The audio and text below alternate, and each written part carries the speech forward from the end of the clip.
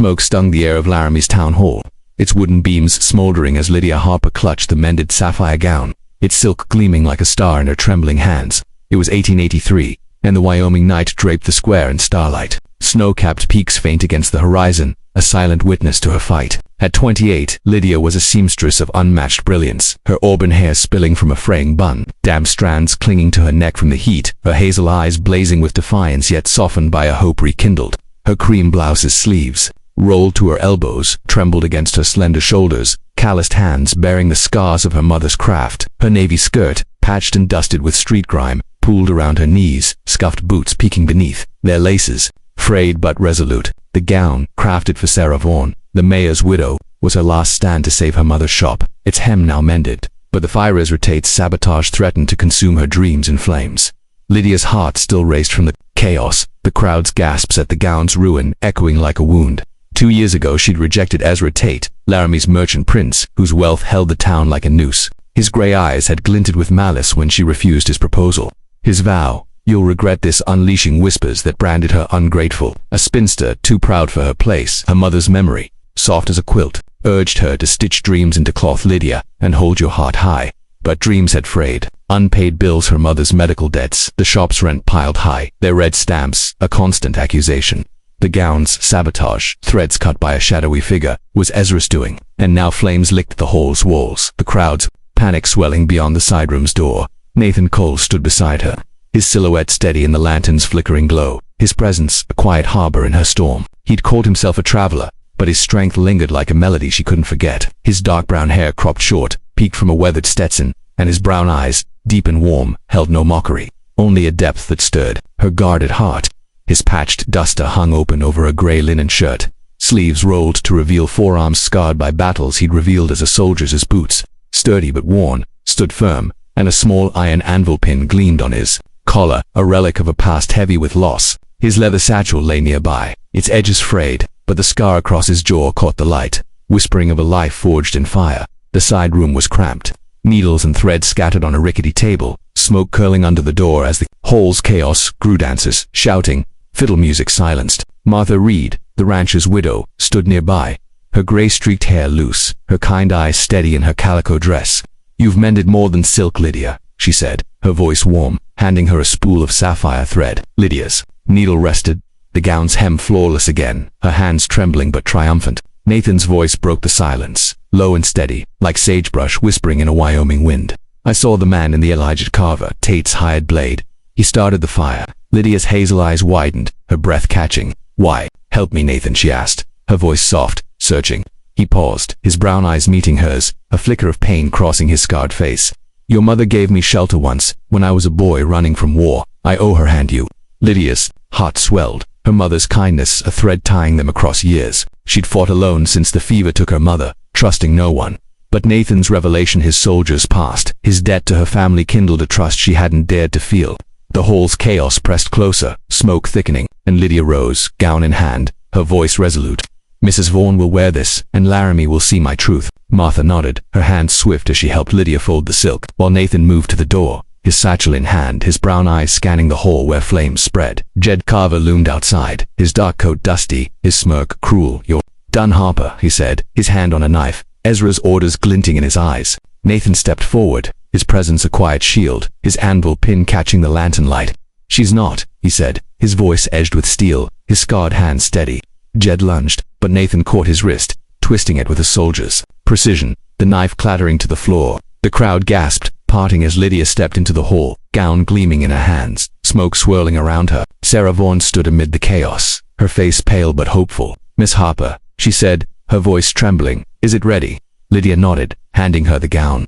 Its silk flawless under the flickering light. Ezra Tate pushed through the crowd, his gray eyes blazing, his tailored vest pristine. "This is a farce," he shouted, his voice mocking. Her shop's finished. But Sarah slipped into the gown, its hem perfect, and twirled before the crowd, their murmurs shifting to awe. Lydia's heart soared, her mother's legacy alive. In the silk's glow, a young girl, Ellie, a baker's daughter, tugged Lydia's skirt, her eyes wide. "You made it beautiful," she said, and Lydia smiled, her hazel eyes softening. Nathan stood close, his hand brushing hers, a fleeting touch that felt like a vow. His brown eyes warm with pride. The flames faltered, doused by ranchers with buckets, and Ezra's face twisted as the crowd cheered Sarah's gown. But as Lydia turned to Nathan, a glint caught her Aja sapphire thread on Jet's coat, proof of his sabotage, tucked in his pocket. She reached for it, her hand steady, but Ezra's voice rang out, sharp and desperate. Seize her, she caused this fire. The crowd froze, their eyes darting, and Nathan stepped forward, his satchel open, revealing a folded letter, her mother's handwriting, a secret that could unravel Ezra's lies. What was in the letter, and could Lydia expose Ezra before his final trap closed around her? The tavern's warmth enveloped Eliza Harper like a quilt, but the voice that had bellowed her name sliced through it like a winter gust. Her heart pounded as she shrank into the wooden chair, her fingers tightening around the edge of the table. The chatter in Willow Creek's tavern hushed, and every pair of eyes turned toward the door. Cal, seated across from her, stiffened, his hand resting casually near his belt knot, threatening but ready. Eliza's gaze darted to the entrance, where a man in a tailored black coat stood, his polished boots gleaming despite the dust of the road. His face was sharp, all angles and calculation, with eyes that pinned her like a butterfly to a board. She didn't know him, yet his presence felt like a noose tightening around her throat. Eliza Harper, he repeated, his voice smooth as oil but cold as iron. You've been a hard girl to find. Cal leaned forward, his voice low but firm. Mind stating your business, mister. This is a place for eating, not shouting. The man's lips curled into a smile that didn't reach his eyes. Nathaniel Voss Enterprises have gotten a claim on Miss Harper. She's got debts to settle. He pulled a folded paper from his coat, holding it up like a preacher brandishing scripture. Signed and binding. Eliza's stomach churned. Debts. She'd never heard of Voss Enterprises, never signed anything beyond the mission school's ledger years ago. But doubt crept in, slithering through memories of desperate days. Had she scrawled her name on something she didn't understand? She shook her head, her voice barely a whisper. I don't know you. Oh, you will, Voss said, stepping closer. The tavern's patrons watched, some curious, others uneasy. You owe my company for training and board. Ran off from a job in Helena last month. That's theft, Miss Harper. That's a lie. Eliza's voice cracked louder than she intended. Heads turned. She felt exposed, raw, like a wound laid bare. I've never been to Helena. Cal's hand brushed hers under the table, a fleeting touch, grounding her. Let's see that paper, he said, his tone calm but unyielding. Voss hesitated, then slid the document across the table. Cal scanned it, his brow furrowing. Says here she owes you $200 for services rendered. No details on the job. No employer named. It's a mighty vague contract. Legal all the same, Voss snapped. But his eyes flickered, betraying a crack in his confidence. Eliza stared at the paper, her name scrawled at the bottom. The signature looked close to close, but the loops of the E were too sharp, the H too slanted. That's not mine, she said, though her voice wavered. I swear it. Cal's gaze met hers, steady and searching. I believe you. Those 3 words, simple and sure, hit her harder than Voss's accusations. No one had believed her in years, not the school matron who called her lazy, not the shopkeepers who shooed her away. She blinked back, the sting in her eyes, afraid. To hope. The tavern door creaked again, and a woman's voice cut through the tension. Nathaniel Voss, you've got some nerve showing your face here. It was Maggie, the tavern owner, a stout woman with gray streaked hair and a glare that could stop a stampede. She planted herself between Voss and the table, hands on her hips. Folks in Bozeman been talking about your agency. Girls go missing after signing your papers. You care to explain that? Voss's smile tightened. Rumors, Maggie. I run a respectable business. Respectable, my foot, Maggie retorted. Get out before I call Sheriff Tate. Voss raised his hands, mock surrender. No need for trouble. I'll be back, Miss Harper. Debts don't vanish. He tipped his hat and slipped out, leaving a chill in his wake. Eliza exhaled, her hands trembling as she reached for the coffee Cal had ordered. The cup was warm, grounding. She took a sip, the bitterness steadying her. The chili arrived, steaming and fragrant, but she could barely touch it, her mind spinning with Voss's words. Cal watched her, his expression soft but not pitying. You don't have to talk about it, he said, breaking a piece of cornbread and sliding it toward her. But if you want to, I'm here. She hesitated. Trust was a luxury she couldn't afford, but something in Cal's eyes, steady, unguarded, made her want to try. I'm from Wyoming, she began, her voice low. My parents ran a small trading post near Laramie. Cholera took them when I was 12. After that, it was the mission school in Cheyenne. They taught me to read, so cook, but not how to survive when the world turns its back on you. Cal nodded, not interrupting, just listening. It was a gift she hadn't expected, this space to be heard. I tried working, she continued, her voice steadier. Housemaid, laundress, even a seamstress once, but I was never good enough, always too slow, too clumsy, or just not what they wanted. I ended up in Bozeman, hoping for a fresh start, but it's the same everywhere. No one wants a girl with nothing to her name. That's their loss, Cal said, his voice quiet but firm. Not yours. She looked at him, startled. "You don't even know me." "I know enough," he said, his eyes crinkling with a warmth that made her chest ache. "I know you've got fight in you, even if you don't see it. The way you stood up to that snake, Voss, that's not nothing." Eliza's throat tightened. She wanted to argue, to say he was wrong, but the words wouldn't come. Instead, she took a bite of cornbread, its buttery warmth melting on her tongue. For the first time in weeks, she felt human. Cal leaned back, his voice casual but deliberate. "I've got a ranch a few miles out. Been looking for someone to help with the house cooking, mending, that sort of thing. Not glamorous, but it's honest work. You interested?" Eliza froze, the offer catching her off guard. A job, a roof, a chance she'd dreamed of such things, but they always came with strings. "Why me?" she asked, her voice barely above a whisper. Cal's gaze softened, and for a moment he looked far away. "My ma was like you once, alone, no one to lean on. Someone gave her a chance, and it changed everything. I figure it's my turn to pass." The sincerity in his words was almost too much. Eliza wanted to say yes, to grab this lifeline, but fear held her back. What if she failed again? What if Voss was right, and she was nothing but a debt to be collected? Before she could answer, Maggie approached, her face grim. "Eliza, I just saw Voss outside, talking to a couple of rough-looking men. They're watching the tavern. You need to get out of here before they make trouble." Cal's jaw tightened, his hand brushing the revolver at his hip. "They're not touching her," he said, his voice low and dangerous, but as he stood, the sound of boots thudded outside, and the tavern door rattled ominously. The tavern door rattled again, a low, menacing thud that sent a shiver down Eliza Harper's spine. She gripped the edge of the table, her knuckles white, as the murmur of the Willow Creek Tavern fell silent. Cal stood, his hand resting on the revolver at his hip, his eyes locked on the door. Maggie, the tavern owner, grabbed a broom from the corner, her face set like she was ready to chase off a pack of wolves. "Stay put, Eliza," Cal said, his voice steady but laced with steel. "You're safe here." But Eliza didn't feel safe. Nathaniel Voss's words, debts, contracts, a signature she didn't recognize whirled in her mind like a storm. She glanced at the window, catching a glimpse of shadows moving outside. Too many to be just Voss. Her heart raced. She'd run from trouble before, but this time, something anchored her. Cal's quiet strength, the warmth of the chili still lingering in her stomach, the flicker of hope she hadn't dared to feel in years. Maggie strode to the door, broom in hand, and shouted, "Whoever's out there, you best move on unless you want trouble." The thudding stopped, replaced by the sound of boots retreating into the night. A tense silence settled, broken only by the crackle of the tavern's fireplace. Maggie turned back, her glare softening. "They're gone for now, but Voss ain't the type to give up. Eliza, you can't stay in town tonight." Cal nodded, his jaw tight. "She's coming with me. My ranch is a few miles out, plenty of room, and it's defensible." He looked at Eliza, his gaze soft but resolute. "If you're willing." Eliza's breath caught. A ranch, a job, a chance to start over.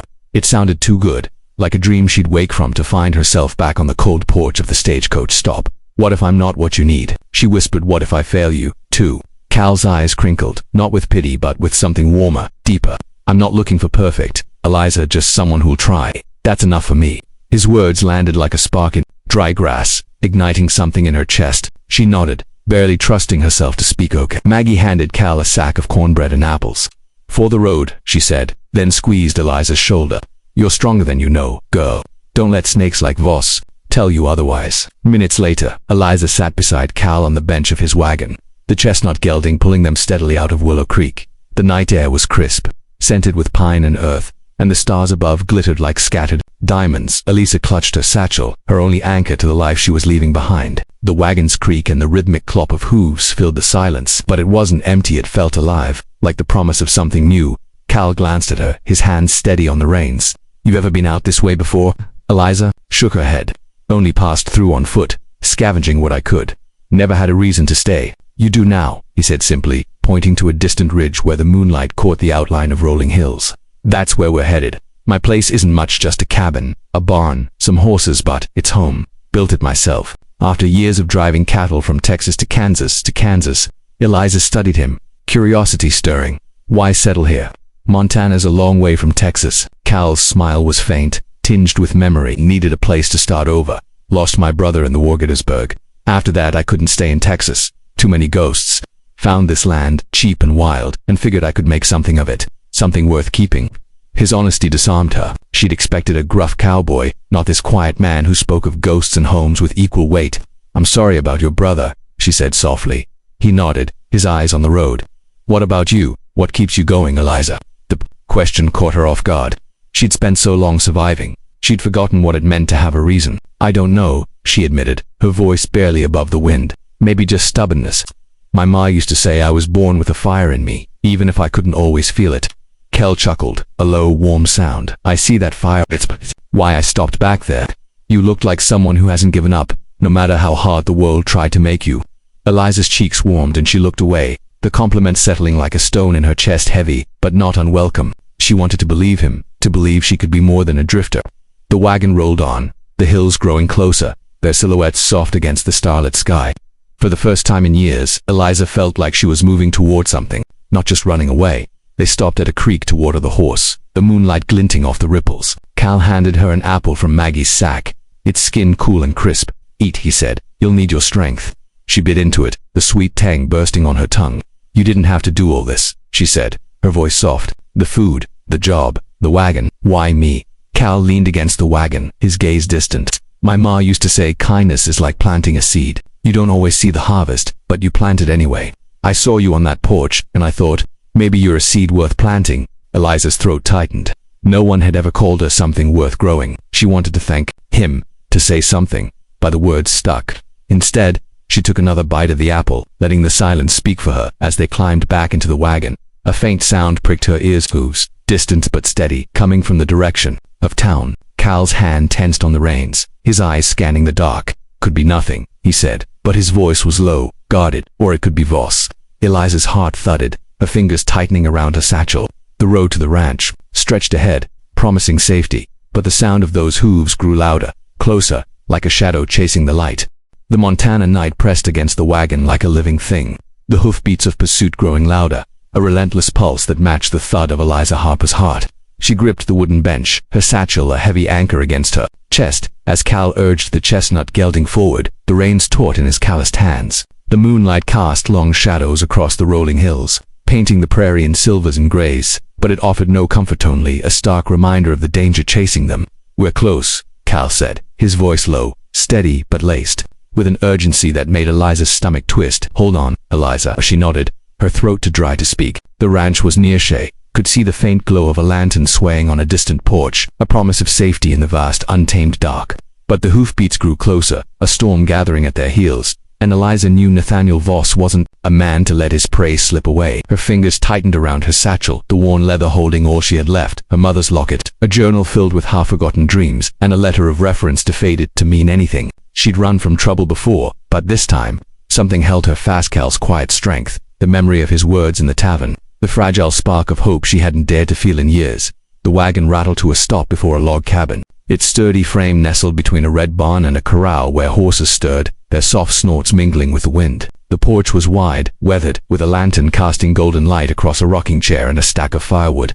Cal leaped down, his boots soft in the dirt, and offered Eliza his hand. Inside, he said, his tone firm but not harsh. Quickly, Eliza scrambled down, her patched dress catching on the wagon's edge, her heart pounding as the hoofbeats echoed just beyond the rise. She followed Cal into the cabin, the door creaking shut behind them. The air inside was warm, scented with pine, leather, and the faint smokiness of a dying fire. A stone fireplace glowed softly, illuminating a simple room, a scrubbed oak table, 2 chairs, a bookshelf crammed with dog-eared novels and neatly kept ledgers. A braided rug lay underfoot, worn but clean, speaking of a home cared for by careful hands. Cal bolted the door and grabbed a rifle from above the mantel, his movements swift yet calm, like a man who'd faced danger before and knew its weight. Stay back from the windows, he said, peering through a crack in the wooden shutters. Eliza crouched near the table, her hands trembling, not just from fear but from the unfamiliar sensation of being shielded. No one had ever stood between her and the world's cruelty. She glanced at Cal, his silhouette sharp against the firelight, and felt a pang of something she couldn't name. Gratitude, yes, but something deeper, warmer, like an ember glowing in her chest. A voice sliced through the night, cold and serpentine. Options, Calvin Reed. Send out Eliza Harper or this gets ugly. Nathaniel Voss's polished tone carried a menace that made Eliza's blood run cold. She stood, her legs shaky but her chin lifted, defiance sparking within her. I don't owe you anything, she shouted, her voice ringing through the cabin. That contract's a lie. Voss's laugh slithered through the air, low and mocking. Oh, Eliza, you're confused. That signature's yours, $200 for training. Bought a job in Helena you walked away from. I've got witnesses who'll swear to it. Cal's jaw clenched, but he kept his rifle steady. Witnesses you bought Voss. That paper's as fake as your manners. Eliza's breath hitched. The word fake struck like a match, igniting a memory of desperate days in Bozeman signing scraps of paper for promised jobs, trusting men in fine coats who vanished with her hopes. Had she been tricked? Doubt gnawed at her. But Cal's certainty was a lifeline. She stepped closer to him, her voice low. How can you be so sure he's lying? Cal's eyes met hers, gray as a storm but warm with conviction. I've seen men like Voss before, vultures circling the desperate. You're not the kind to break a promise, Eliza. I'd stake my life on it. His words, steady and sure, wrapped around her like a blanket, easing the chill of doubt. She wanted to believe him, to trust that she was more than a name on a forged page. The cabin door rattled, and a woman's voice cut through the tension like a whip. Nathaniel Voss, you take one step closer, and I'll shoot that fancy hat clean off your head. It was Maggie, the tavern owner, astride a bay mare, a shotgun balanced across her saddle. Flanking her were two ranch hands, Tom and Levi, by their weathered hats each gripping a rifle, their faces set like men ready for a fight. The sight of them, silhouetted against the moonlight, sent a surge of hope through Eliza, her heart lifting like a bird taking flight. Voss raised his hands, his smile tight. No need for trouble, Maggie, I'm just here for what's mine. You're here for nothing, Maggie snapped, her voice sharp as a blade. Sheriff Tate's coming, and he's got questions about your business. Girls vanishing, signatures forged, ring any bells? Voss's composure cracked, his eyes narrowing. You've got no proof. Then show us that contract, Cal said, stepping onto the porch, rifle in hand. He motioned for Eliza to stay back, but she followed, her shoulders squared. She was done cowering. Voss tossed the paper into the dirt, his gaze challenging. Cal retrieved it, holding it to the lantern's glow. This signature is a fraud, he said, passing it to Eliza. The E's too sharp, the ink too fresh for a month-old debt. Eliza studied it, her pulse racing. The signature was close, painfully close, but the curves were wrong, the lines too deliberate. It's not mine, she said, her voice steady now, fueled by a fire she'd thought long extinguished. You're Eliza Voss, and I'm not your property. Voss's smile vanished, his face twisting into something ugly. You think this ranch, this man, can save you? You're a debt, Eliza, and I always collect. Cal stepped in front of her, his voice a low growl. You're on my land, Voss. Threaten her again, and you'll be lucky to crawl away. The standoff stretched, taut as a rope, the air thick with the promise of violence. Then, from the east, came the sound of hooves, heavy, fast. Too many to be just Sheriff Tate. Eliza's hand found Cal's arm, her fingers digging in as the lantern caught a glint of steel in the distance, sharp and cold as a warning. The glint of steel in the distance sent a chill through Eliza Harper, sharper than the Montana night. She stood on the porch of Cal's cabin, her hand still gripping his arm, as the thunder of hooves grew louder, shaking the earth like a warning. The lantern's glow cast flickering shadows across the yard, where Maggie and her ranch hands, Tom and Levi, held their rifles steady, their faces grim under the moonlight. Nathaniel Voss stood a few paces away, his polished coat stark against the dusty ground, his eyes glinting with defiance despite Maggie's shotgun aimed at his chest. Cal's rifle remained raised, his body a shield between Eliza and the approaching threat. Stay behind me, he murmured, his voice low but firm, a promise woven into every syllable. Eliza's heart pounded, not just from fear but from the weight of Cal's protection, his unwavering belief in her. She'd spent years running from rejection, from hunger, from a world that saw her as nothing, but here, on this porch, she felt rooted, like a tree refusing to bend in a storm. I'm not hiding anymore, she said, stepping beside him, her voice steady despite the tremor in her hands. Cal glanced at her, a flicker of pride in his storm-gray eyes, and nodded that the hooves slowed, revealing not Voss's men but Sheriff Tate, his silver badge catching the lantern light. Behind him rode 3 deputies, their rifles slung across their saddles. Relief washed over Eliza, but it was fleeting. Voss's smirk didn't falter. Sheriff, he called, his tone smooth as ever, I'm here on legal business. Miss Harper owes my company a debt, and I've got the contract to prove it. Tate dismounted, his weathered face unreadable as he took the paper from Cal. He studied it under the lantern, his eyes narrowing. Fresh ink for an old debt, he said, his voice gravelly. And I got a telegram from Helena today. Seems your enterprise, Voss, has a habit of losing girls who signed these papers. Care to explain? Voss's smile tightened, but he, who held his ground, misunderstandings. Sheriff, I'm a businessman, not a criminal. Then you won't mind waiting in town while we sort this out, Tate said, motioning to his deputies. Take him. Voss's eyes flashed, but he raised his hands, feigning compliance. This isn't over, Eliza, he hissed as a deputy cuffed him. Debts don't disappear. The words lingered like smoke as he was led away, his silhouette swallowed by the night. Eliza shivered, but Cal's hand brushed hers, warm and steady, grounding her. Inside the cabin, the fire crackled, casting a soft glow across the room. Eliza sank into a chair, her satchel at her feet, her mind reeling. Cal set the rifle back above the mantel and knelt beside her, his eyes searching hers. You're safe now, he said softly. He's gone, for now, Eliza whispered, her voice trembling. But what if he's right? What if I did sign something and forgot? I was so desperate back then. Cal took her hands, his calloused fingers gentle but firm. Eliza, listen to me. You're not a debt. You're not a mistake. You're a woman who's fought to survive, and that's more than most can say. Whatever Voss is after, it's not about you, it's about his greed.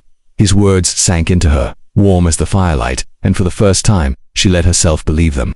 She looked at him, really looked at the tousled dark hair, the lines of worry etched around his eyes, the quiet strength that made her feel seen. Why do you care so much? She asked, her voice barely above a whisper. I'm nobody. Cal's expression softened and he sat back, his hand still holding hers. You're not nobody, Eliza.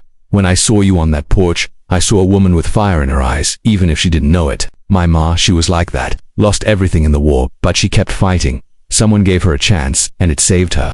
I want to be that chance for you. Eliza's throat tightened, tears prickling her eyes. She'd never been someone's, a chance, someone's hope. I don't know how to do this, she admitted, trusting. Staying, I've always had to run. Then don't run, Cal said, his voice raw with sincerity. Stay, let me show you what a home can be. The firelight danced in his eyes, and Eliza felt something shift inside her, a wall crumbling, a door opening. She leaned forward, her voice trembling but sure. I think I'm falling for you, Cal, and it scares me, because I've never had anything worth losing. Cal's breath caught, and for a moment, he was still, as if her words had anchored him to the earth. Then he smiled, a real smile, the kind that crinkled his eyes and lit up the room. I'm falling for you too, Eliza, and I'm not scared not of this. He reached out, his hand brushing her cheek, and she leaned into his touch, her heart pounding with a warmth she'd never known. Can I? He began, hesitating, his voice soft as a prayer. Can I kiss you? Eliza nodded, her eyes locked on his. Yes, she whispered. His kiss was gentle, careful, like he was afraid she might vanish, but she kissed him back, pouring into it all the fear, hope, and longing she'd carried for years. When they pulled apart, their foreheads touching, Eliza felt like she was standing on the edge of something vast and beautiful, a life she could claim. Marry me, Cal said, the words spilling out, not loud but heavy with truth. I know it's fast, but I know you're what I've been searching for. I want to build a life with you, Eliza, here, in this home. Her heart stuttered, joy and fear colliding. Cal, I have nothing to offer. No dowry, no name. You're enough, he interrupted, his voice fierce with love. You're everything. Tears spilled down her cheeks, but they were warm, not bitter. Yes, she said, her voice steady now. Yes, I'll marry you. Cal's laugh was a burst of joy, echoing through the cabin. He pulled her into his arms, spinning her until she laughed too, the sound foreign but free. Tomorrow, he said, setting her down. We'll find the preacher tomorrow. But as they stood there, wrapped in the firelight's glow, a sharp crack split the night. A gunshot, close and deliberate, from the direction of the barn. Cal froze, his arms tightening around her, as a voice called out, cold and familiar. You can't keep what's mine, Reed. The gunshot's echo tore through the Montana night, sharp and final, as Eliza Harper froze in Cal's arms, the warmth of their embrace shattered by Nathaniel Voss's chilling voice. You can't keep what's mine, Reed. The words slithered from the darkness near the barn where shadows moved like wolves circling prey. Cal pushed Eliza behind him, his body tense, his rifle raised toward the corral where the horses snorted in panic. The lantern on the porch swung wildly, casting jagged light across the yard, where Maggie and her ranch hands, Tom and Levi, stood ready, their weapons glinting under the moon. Sheriff Tate and his deputies, still mounted, fanned out, their eyes scanning the dark for Voss and his men. Eliza's heart hammered. But it wasn't just fear driving her, now it was fury, a fire kindled by years of being dismissed, used, and discarded. Stay here, Cal whispered, his voice low but fierce, as he stepped toward the porch's edge. But Eliza grabbed his arm, her eyes blazing. This is my fight too, she said. I'm not letting you face him alone. Cal's gaze softened, pride flickering in his storm-gray eyes. Together then, he said, and handed her a shotgun. From the cabin wall, its weight heavy but grounding in her hands. She nodded, her resolve stealing as she took her place beside him. No longer the girl who cowered on a forgotten porch. From the barn, Voss emerged, flanked by 3 men in dark coats, their revolvers drawn, faces half hidden by scarves. Last chance, Reed, Voss called, his voice dripping with venom. Hand her over, or this ranch burns. Cal's response was a single shot, the bullet kicking up dirt at Voss's feet. You're trespassing, Voss. Leave now or you won't. Leave it or...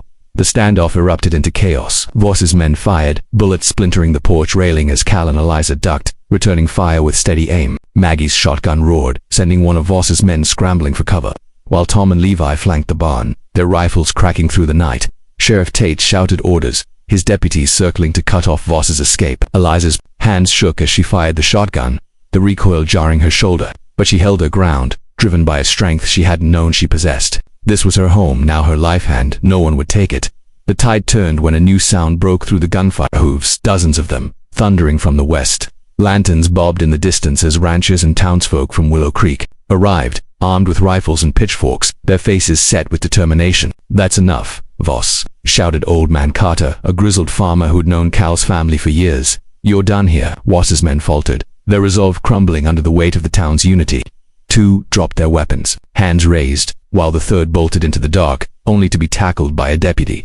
Voss, cornered, snarled like a trapped animal, his polished facade gone. "You think you've won, Eliza?" he spat, his eyes locked on her. "There are others like me. You'll never be free." Eliza stepped forward, shotgun steady, her voice calm but unshakable. "I'm free now, Voss, and I'll fight anyone who tries to change that."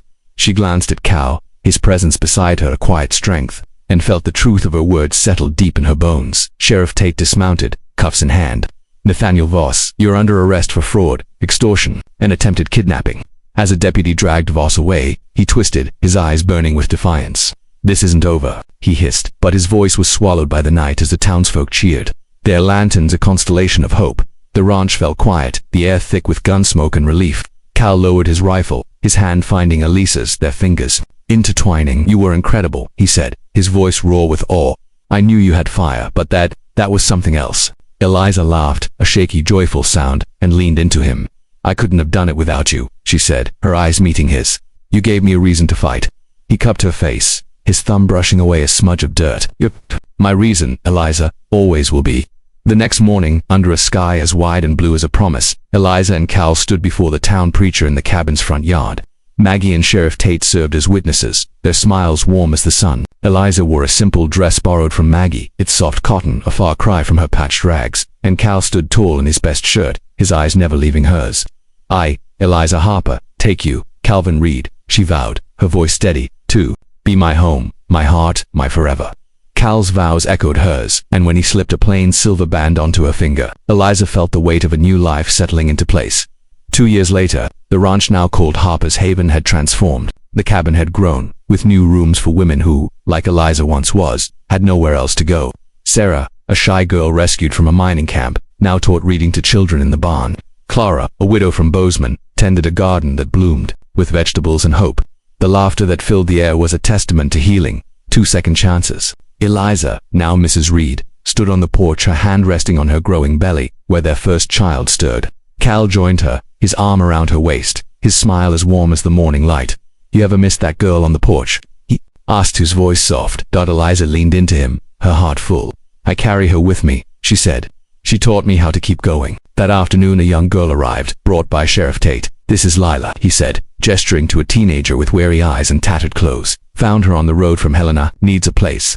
Eliza knelt before Lila, her smile gentle. "You're safe here," she said, "and you're wanted." Lila's eyes softened, hope flickering where fear had been. As she joined the others at the table, Eliza felt a quiet pride. Harper's Haven wasn't just a ranch, it was a legacy, a promise that no one would be turned away. Educational note: in the 1870s, the American West was a place of opportunity but also hardship, especially for women without means. Many, like Eliza, faced exploitation from unscrupulous agencies that preyed on the vulnerable, offering false promises of work. Communities often banded together to protect their own, as seen in Willow Creek, reflecting the strength of frontier solidarity. If you're curious about this era, check out historical accounts of women's roles in the West. They're as inspiring as they are humbling. If this story of courage and love touched your heart, hit that like button and subscribe for more tales of the frontier. Share your thoughts in the comments. What would you fight for in Eliza's shoes?